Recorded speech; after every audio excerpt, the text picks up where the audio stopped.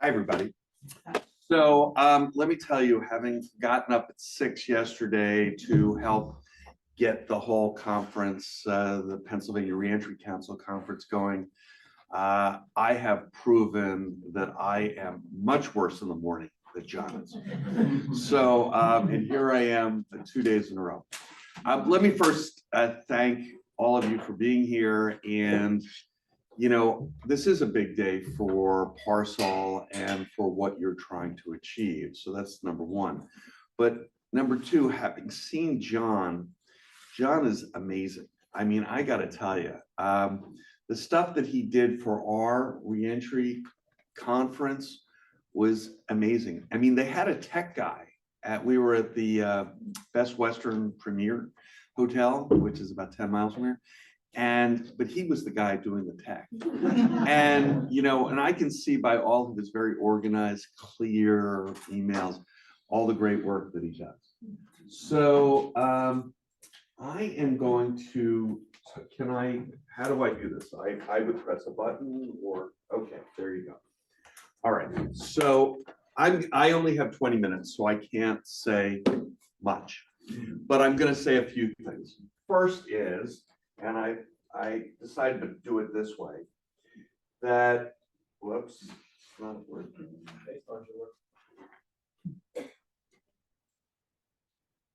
Okay, so you've heard this word before. Sometimes it seems, you know, like there isn't justice. A lot of times it seems like there isn't. But ultimately, what you're striving for through PARSOL, you know, I think my entire career, I've been striving to add a little bit of justice to the world. I was in the United States Department of Justice for more than 30 years, and that was our goal. So it seems to me that is, I'm going to trip and kill myself. That would not be justice. So there you go. So I looked at this, and all of these, I think we can, you know, this is great. PARSOL believes that all sexual abuse is unacceptable. Okay. Prevention, treatment, and healing are possible. Absolutely. We take a first-person approach to criminal justice reform that cultivates a fair and just society, honors inherent dignity, and promotes respect and fairness. And that goes not just for PARSOL, that is everybody. That is universal in my view. People can and do change. Advocates for sexual offense public safety measures and resources that work through prevention-based, trauma-informed, healing-focused legislation and public policy initiatives that respect our Constitution and all people's dignity. I mean, yeah. I mean, what's there to disagree with? That is very well written. It's, I don't know, did you write that? Anyway, but it's very well written. It's very well done. And I agree. I mean, what can I say? And ultimately, we're trying to go from having a society that does not see people as people. And this last election cycle was horrendous. It's beyond horrendous. And I won't take a position. I'm just going to say that when you dehumanize other people, you lessen who those people are in your eyes and maybe their own eyes. And so we need to have a society that's all about seeing each other as human, as equals, as people. And empathy, you know, I have seen a lot of tragedy in my almost 50 years of working in the government and the justice system, or what I would call the justice system. And so much of what ends up coming to my desk or what I have seen is just a total misunderstanding of who other people are, or seeing yourself as more important than other people. So we need to walk in other people's shoes. All right. I'm just going to say this, and each one of these things I'm going to talk about I could talk a whole day on, but so, you know, many of our systems and organizations fail us because they have been impacted by the stuff that goes on in their organizations or systems or in our society. And we see that all the time. So if you're working with traumatized people and you're working with people who have really been hurt, the system itself can become traumatizing. I mean, think about the Department of Corrections, just to give an example. Now, I will say on a positive note, they are trying to shift the Pennsylvania Department of Corrections. I show this photo of this woman. Her name is Sandy Bloom. She's a very close friend, and I ask you to Google her. Sandy Bloom is a trauma expert. She's talking about, and she's created programs for 40 years that speak about creating trauma-informed systems and organizations. Ultimately, if we're going to change things, we need to begin with changing ourselves, changing people, you know, and seeing the world in a different way. But our systems and organizations need to be trauma-informed and ultimately trauma responsive, because trauma is really at the, you know, is really, to me, a root cause of so much of what's impacting many of us in our society and our society generally. So we begin with safety, and that was something in the PARSOL vision statement or whatever you call that. But safety is we all want to be safe. We're here, we are in a church. I think we're all kind of feeling good. I think, frankly, if I had to take everybody's blood pressure and pulse, you would be okay.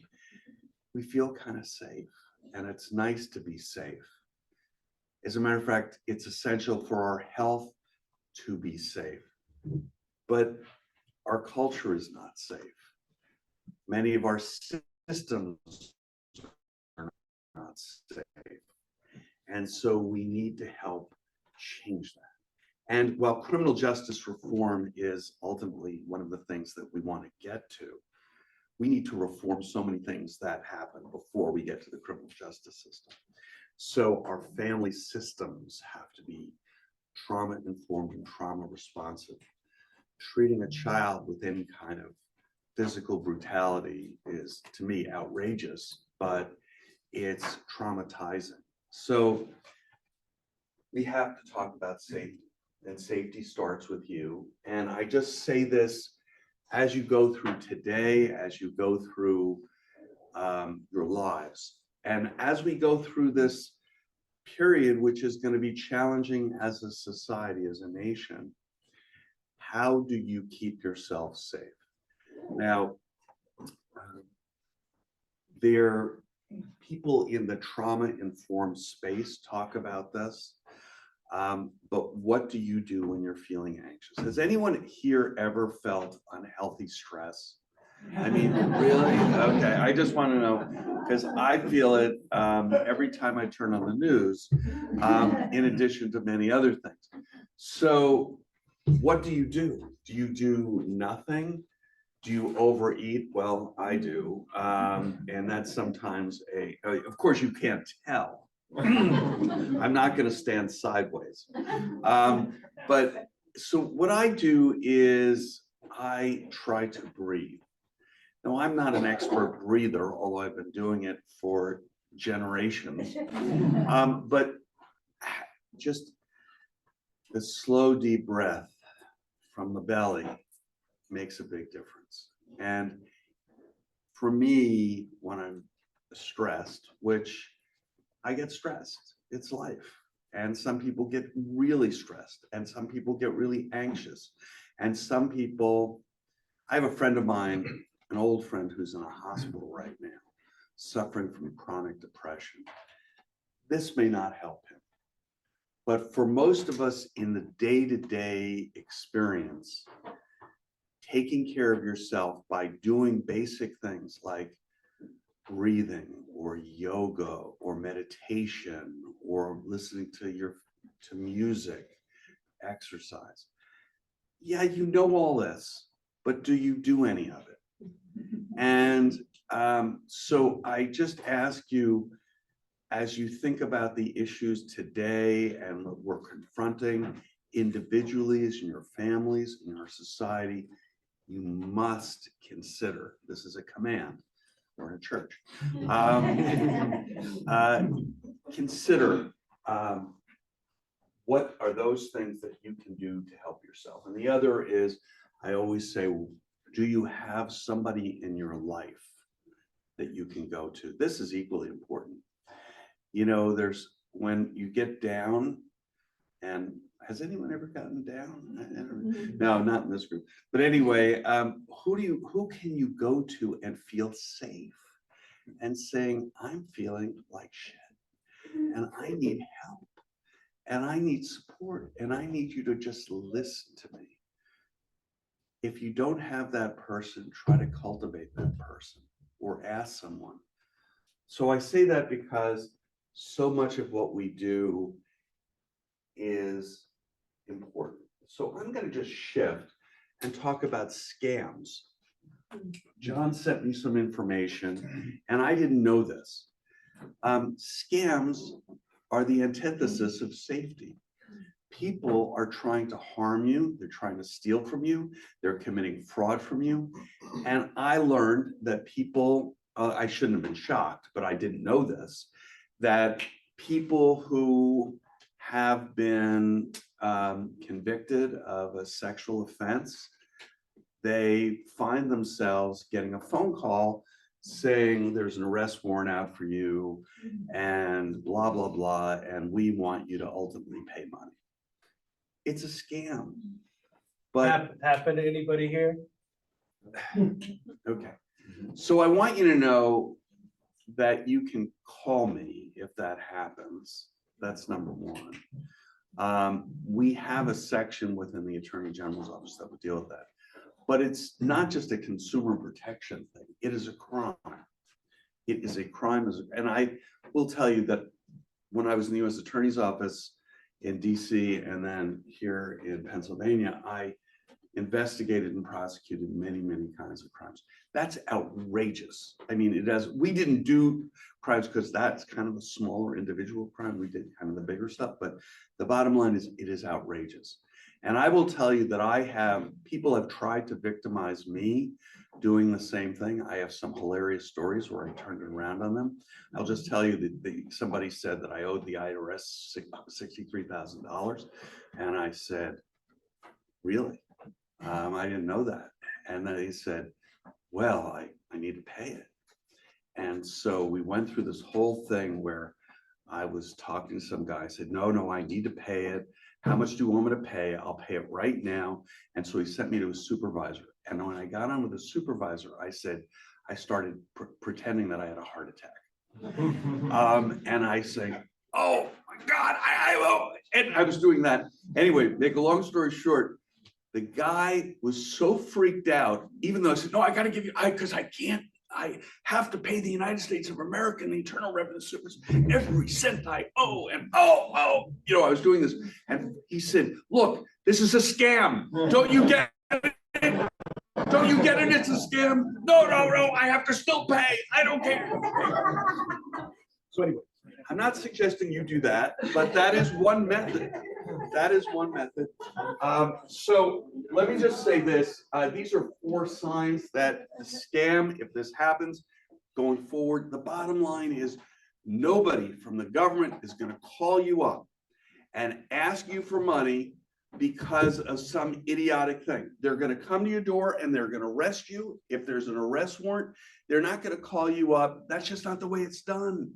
It's not the way it's done. And if people ask you for money, say, or on the phone, say, well, what's your organization? And say, I'm going to call back that organization. So then what you might want to do is figure out, they're saying they're calling from the Internal Revenue Service. Call the look at the number, 1-800 Internal Revenue, whatever the number is. And you can call them and find out if it's legit. It's not legit. Anybody who calls you on the phone, I mean, here, you can take a picture of that. But the bottom line is there's a million things that tells you what is a scam. And it's people asking for money in ways that are on some level completely preposterous, but because of your perceived innocence and feeling like, oh my God, maybe I did something wrong, and kind of guilty conscience and trying to be the good doobie. My mother called me a good doobie. Anyway, then these are the things you need to be aware of. Yes. So I think you said, Rob, that you didn't become aware of this until later. I didn't come until last week, I think. I mean, it's not like there are so many scams out there. There are a gazillion scams. And believe me, with this whole deportation thing happening, everyone who has a name that sounds like they're from South America is going to get a call that's like the calls you've got. Yes. Also emails. Okay. Same thing. Emails are the same thing. I mean, they're even more go into trash as soon as you get them. I mean, the bottom line is that people, no, they've perfected it. Yeah. That's what they do. And the bottom line is, think about it. Let's say there's 60 people in here. I don't know. If they did it for 60 people, maybe one person says yes. And they give you $500 or $1,000. Well, that's a good day's work. So, and they do 6,000, they get 10 people. And 60,000, they do 1,000 people, whatever it is. So the bottom line is so when I say safety, you get these calls and it's easy to go into panic. It is easy to go into panic. So what you have to do is saying, I need to verify that you're legitimate. I need to know that you are who you say you are. I don't believe that you're telling me the truth, but I want you to confirm it. You can send me some documentation, but I don't believe it. And there was this one case you sent me, and I didn't want to spend this much time on this, but the bottom line is that this woman sent me this woman called her lawyer. A lawyer should be sued for malpractice and disbarred. He said, well, it could be true. Well, I mean, what an idiot. So the bottom line is you have to try to kind of come back to your center, your Zen moment, and say, does this make any sense? Do you really think there's an arrest warrant? I mean, is that really possible? And if you know in your heart that that's not true, and in your mind you know that's true, it's not true. But somebody is playing on the fact, and some of you may be on a registry, so people got your information or things like that. Well, there are ways that you can deal with it. But I'm just telling you that yes, you need to report it at some point that it's a scam, but that's the third thing you need to do. The first thing is to say, I will call back the agency that you're with. And, people, that's not the way the government works. That is not the way the government works, all right? So, do I have any time or am I done? You can keep going. I'll allow it. Okay. Yes, sir. Okay. So, well, then I'm going to go really quick. So, what I was going to do was I was going to talk a little bit about trauma generally, but I don't think I have time. So what I'm going to do is tell you that there is within Pennsylvania an initiative that we're involved in, and I am one of the heads of. It's called, in addition to the Reentry Coalition, it's called HEAL PA. That's HEALPA. And there's a website called healpa.org. And if it comes up, it will be, here, wait, hold on.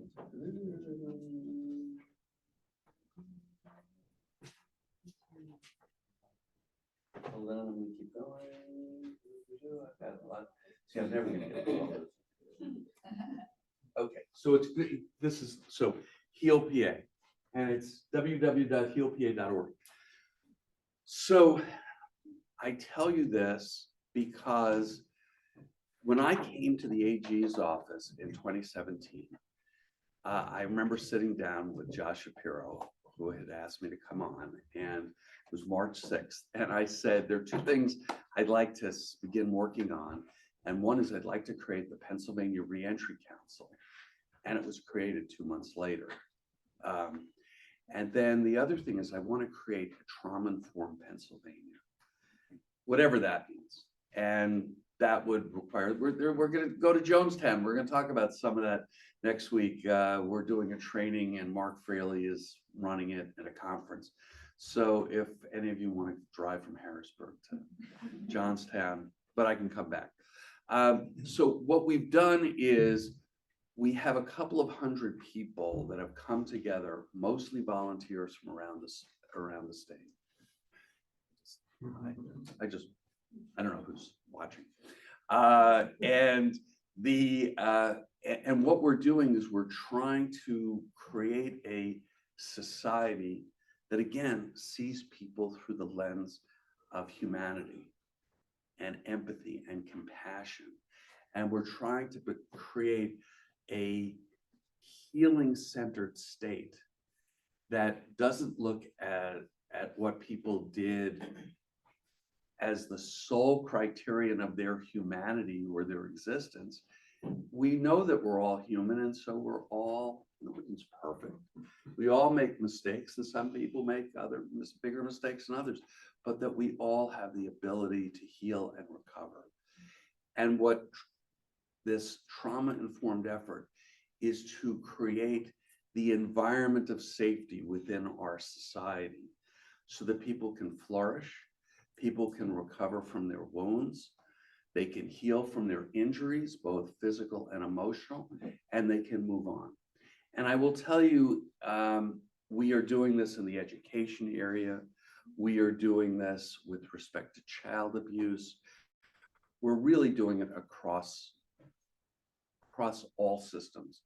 One of the systems is criminal justice, and I oversee that as well. And we are trying to create trauma-informed juvenile and criminal justice systems. Let me say that again, trauma-informed juvenile and criminal justice systems. So I will just say I'm going to end in a minute and 15 seconds, that I have written a curriculum for police, and there's an agency within the government, the Municipal Police Officers Training and Education Commission, that trains all police. I have written the trauma-informed training for all 21,000 police officers to be trained. They have accepted it, and I've started doing some of that training, and I'm going to do some also in Cambria County next week. I am working very closely with the Department of Corrections, and the Department of Corrections has trained all 17,000 people on trauma. Now, it's not like the Red Sea, oh my God, but it's the beginning. So for the first time ever, people started hearing this language that we're talking about. And I will tell you that I am going around the state speaking to representatives of all as many county jails as will show up about trauma. And these are not 15-minute, these are not 20-minute comments. These are all-day presentations.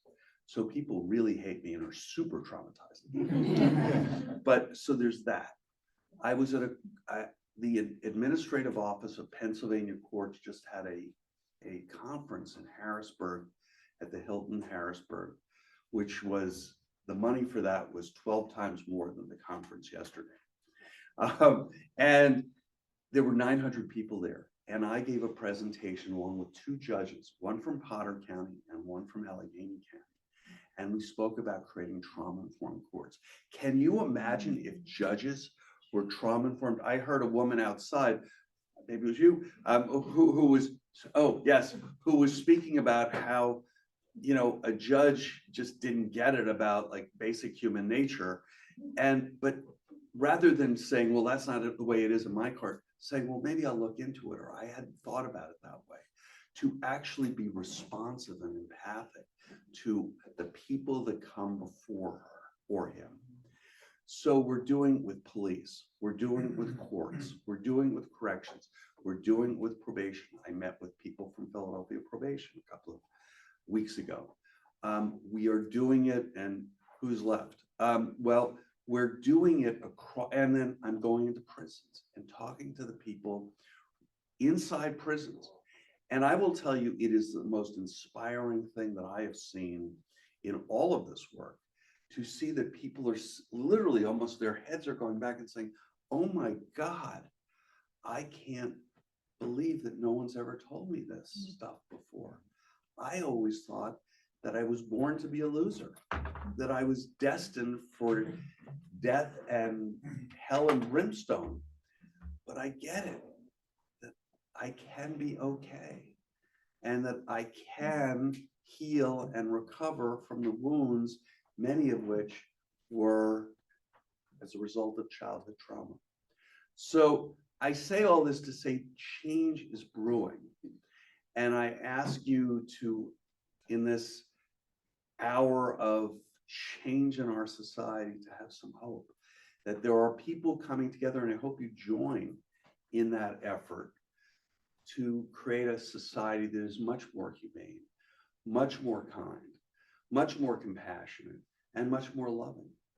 So that's the message I will leave you today, and I hope you have a great day.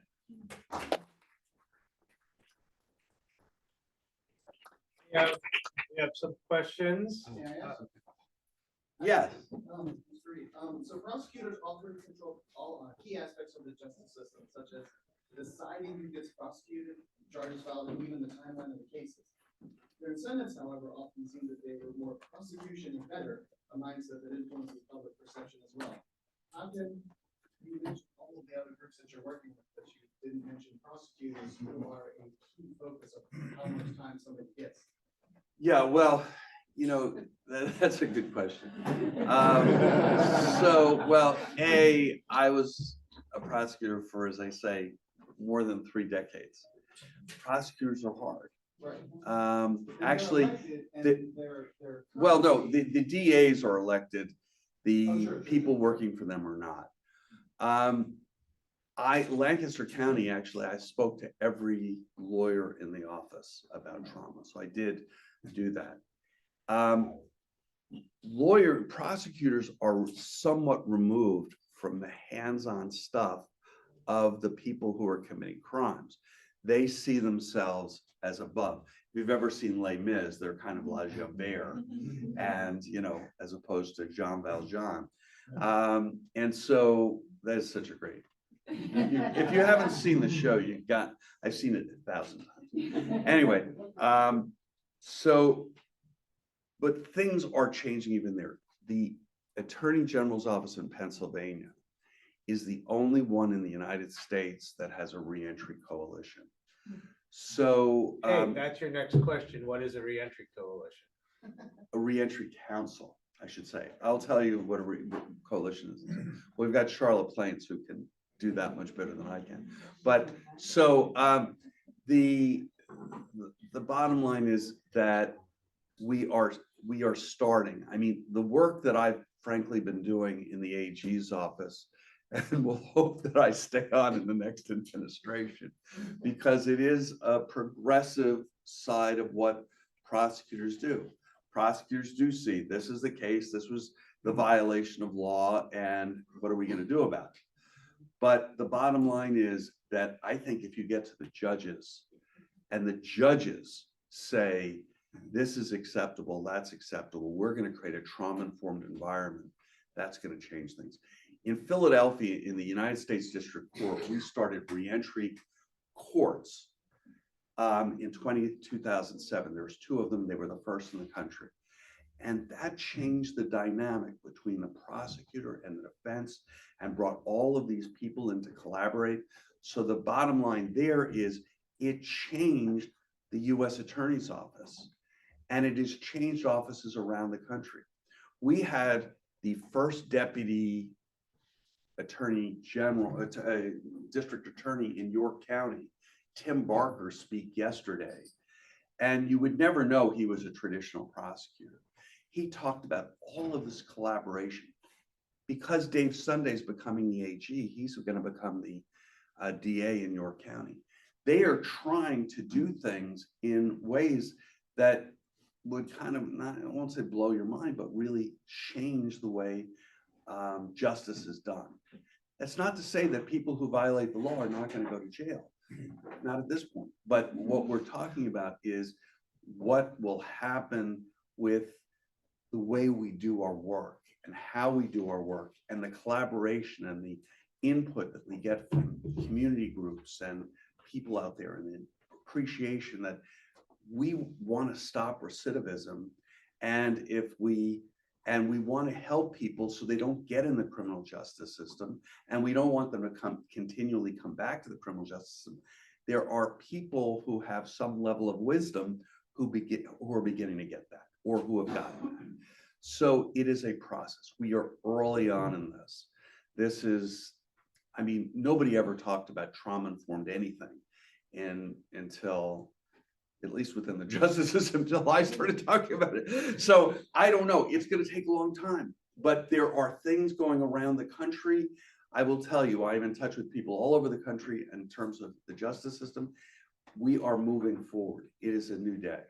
For the teeniest bit of context, I was convicted in a pretty harsh state, and Pennsylvania is very odd to me. Okay, what state might that? Georgia, Okay, and just put the screws to you as much crime and punishment and time as you can get. Yeah. And so then hearing about, is his name Larry? Krasner? What's Yes. the DA? I like, this is just, I've never heard of anything like that.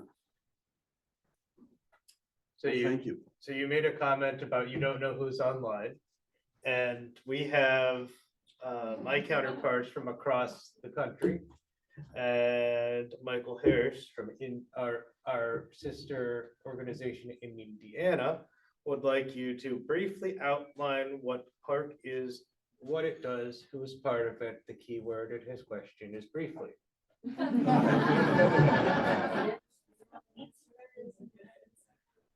Well, since Charles is there and I'm here, I will just say that PARC is the Pennsylvania Reentry Council. And we were created in 2017 to essentially be the center of reentry efforts to support and help people returning from prisons and jails across Pennsylvania, federal, state, and local, to do well, to encourage them, to support them, and to try to help enhance services for them, treatments for them, and to reduce barriers. So we have been working on that. What we've done as the state level is we've brought people together. That's really the number one function. We have, like, Carrie Kurtz is in the back, and she was the head of the Lancaster County Reentry Coalition, but she's also the head of the housing committee within Pennsylvania Reentry Council. So we bring people to just focus really on what are the issues, the barriers to housing. And so we have a bunch of different committees, and education and employment and things like that. So we're trying to, just focused on women and family reunification and mentoring and things like that. So what we're trying to do is we're trying to identify the issues. Some of the issues are obvious, but we're then trying to say, what can we do to reduce those barriers? We've had some round tables around the state on housing and employment, and we hope to do more in the future. So that's number one. Number two is we work with counties. There's 67 in Pennsylvania, Indiana, I don't know how many, but 67 in Pennsylvania. And there are now 35 reentry coalitions, and they do more of providing the services and connecting people to services and treatment. So they're more of the hands-on people. We are more the big thinkers. I'm kidding. But so this is an effort, but it is unique to Pennsylvania. Did that answer? Yeah, who here is from PARC? Who is a PARC member? So we have a lot of folks here today who are here because they want to learn more about sexual offense policy and reentry the challenges that people with sex crimes face upon reentry. And Rob had mentioned Carrie Kurtz in the Housing Committee. The Housing Committee is currently, like, there's this very, very, very long email chain about someone who can't get a home plan approved because they can't live in certain places and they don't have family members, and their family members will take them in, but guess what? Their family members are in an apartment building and there's children there, so the state won't approve their home plan and things like that. Well, the other thing that PARC has is a subcommittee on special populations for people with crimes of a sexual nature, and that committee is PARSOL. So PARSOL serves the role of that committee. This is being recorded, so I will say this and then I'll delete it later. It's sometimes very helpful to call a service provider and say, hi, this is John calling from the Pennsylvania Reentry Council Subcommittee on Special Populations. Then call, say, this is John from the Pennsylvania Association for Rational Sexual Offense Laws. And so it's opened a ton of doors for us as PARSOL, working with these reentry coalitions and the members on the Reentry Council. And we have people in almost 67 counties that are involved in PARC. We have, it is the reason we have grown so much over the last year or two, that and our growing relationship with the Pennsylvania legislature. You'll meet one of our state representatives at lunch. Who's amazing. Yeah, but yeah, we have another 3 minutes for Q&A for Rob. So if anyone else has questions, if anyone has questions online, you can put them in the chat. Gosh, this is fun. Amber. Thank you so much for being here today. Oh, thank you. I just had a quick question for you. So when you're talking about doing this trauma-informed training, which is amazing, you know, going into systems and talking to people that, just to be real, a lot of people with lived experience see as adversaries, right? Had you ever considered, or are there plans to bring people with lived experience to participate in that training? Because that might be a very effective way to have people create understanding. Sure. As a matter of fact, I speak Exhibit A. So Lisa told me yesterday that she heard from someone in Las Vegas that her picture was shown in a PowerPoint, and that was me, because I was doing a presentation, and I always begin by showing Lisa's kind of picture. She's the cutest little girl. I mean, she's the cutest little adult, but in terms of the, I show a series of pictures of young people, kids, babies, not some babies, because people don't decide to go to jail or do crimes or do things. Stuff happens, but most people don't get it. I mean, there are the psychopaths in the world. There are psychopaths, and they're a different animal, but that's a very small percentage of the population. Most people are the product of, yes, genes, but much more so the environment.